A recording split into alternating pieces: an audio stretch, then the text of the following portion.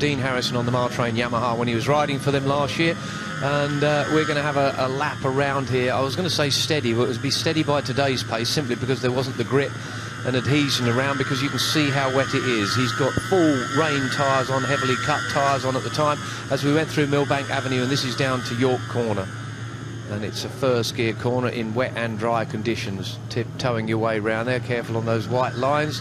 You can see the big black cloud where the rain has just come from. And I do vividly remember this last year. It was rain, sunshine, rain, sunshine. It made a real mess of Stephen Watson's hair. Up to the Mill Road roundabout, again back to first gear. The wrong way round at this point. And then out of here, and if you just listen, you'll hear the traction control working. Kind of short shifting, trying to get round a newcomer wearing his orange bib past the fuel station. And then it's really the fast run down towards University. But first they have to negotiate this station corner, which in these conditions would be in fifth gear. Roll it off, and as soon as you can get the bike upright. And they were not only having to cope with a wet, damp track last year.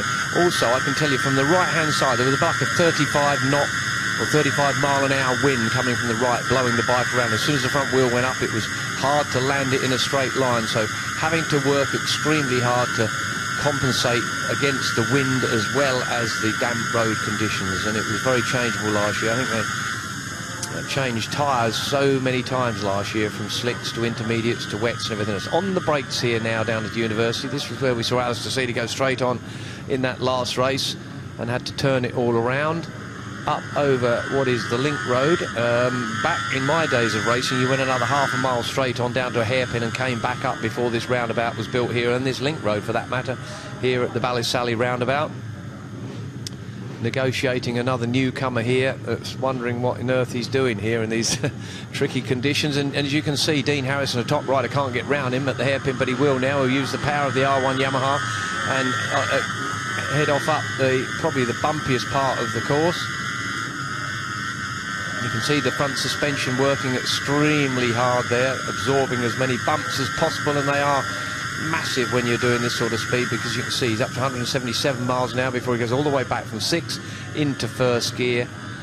Starting on the left-hand side, very, very tight curb there, and then as you accelerate out of here, it opens up.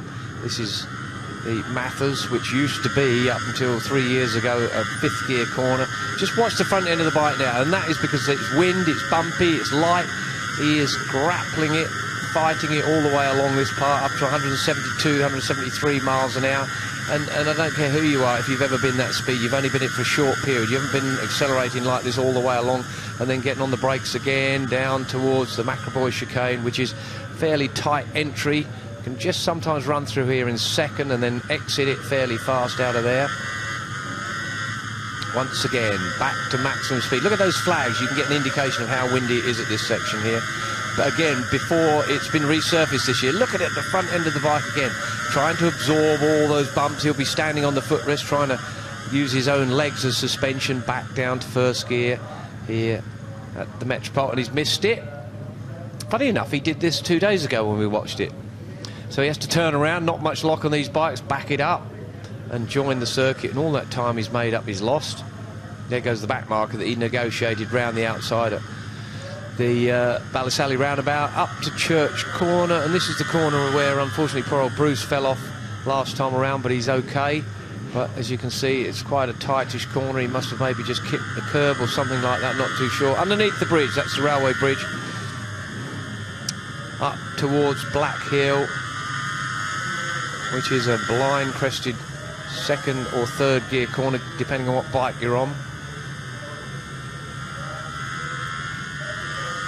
Second there in the wet, third, fourth, fifth and sixth gear. .152 before it's on the brakes again into Juniper Hill chicane. First gear one more time. And that's quite a tight exit on this one, and then the run up the hill towards the finishing line. Juniper Hill, which again, back in the days before the chicane, was a really, really fast corner. Over the top Quarry Hill and into the into the final chicane, back to there. Yeah, this has lots of chicanes on it. In the old course, it was the triangle. It was known as the